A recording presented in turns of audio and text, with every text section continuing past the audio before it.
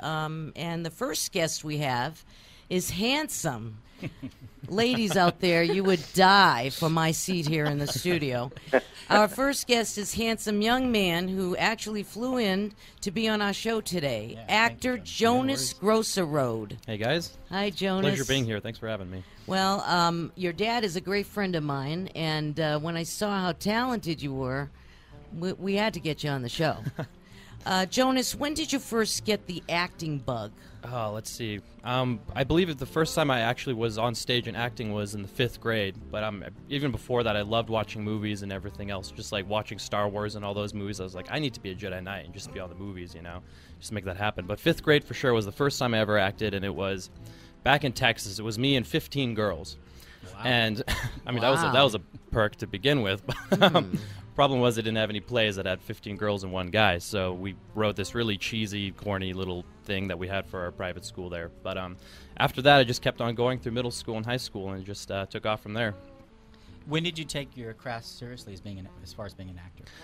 Well, in high school, I realized that I really just loved doing it, playing in plays such as The Crucible and Singing in the Rain and a couple of others that were out there, and I just absolutely loved it. There was like nothing else like it. We were there from 12 in the morning doing like dress rehearsal all the way through till like 11 o'clock at night doing the shows, and it was just can't see myself doing anything else. So after high school, in high school and beforehand, I'd mostly just on stage and all those things.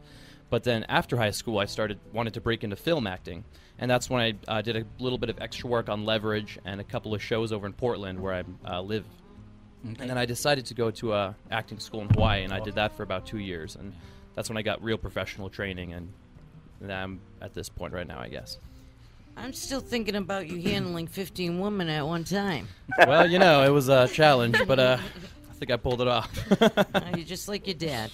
Anyhow, where are you in your career right now, Jonas, and what is next for Jonas Grosserhode?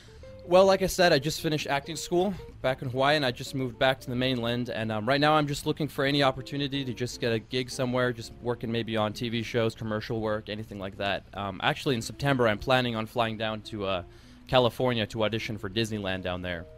I hear that they need some lookalike characters and whatnot over in Tokyo Disney, so I'm going to fly down there and check it out and see what happens. But besides that, just seeing what happens and just going with the flow. Jonas, do you have a website or anything, or do you have an agent or anyone lined up or manager? No managers yet or anything like that. I do have a resume, and I do believe I put up a website, I think yesterday after you guys mentioned it, so I was like, I should probably make a website. But right now it's jonasgrosserhode.com, and that just has my resume at this point, but I'm going to be updating it over the next couple of days to add headshots and just videos that I've done already, and pretty much everything else just to get some exposure out there. So. And you have done quite a bit. What I like about you is you not only have done film, but you've also done theater. Oh, yeah. And that's a true sign of an excellent actor when they can do live theater. Talk a little bit about some of that with us, about the live theater you did and what you really enjoyed doing. Well, it's a funny... we were talked about that all the time back in acting school. Like, so many of the kids there had only done film acting. They've never actually experienced theater acting. And I think deep down in my heart, I am a theater actor, because there's nothing like getting up on stage for 2 hours, being in character, and just having the adrenaline rush and feeling the energy coming off of the audience. I mean, it's something you can almost never experience anywhere else unless...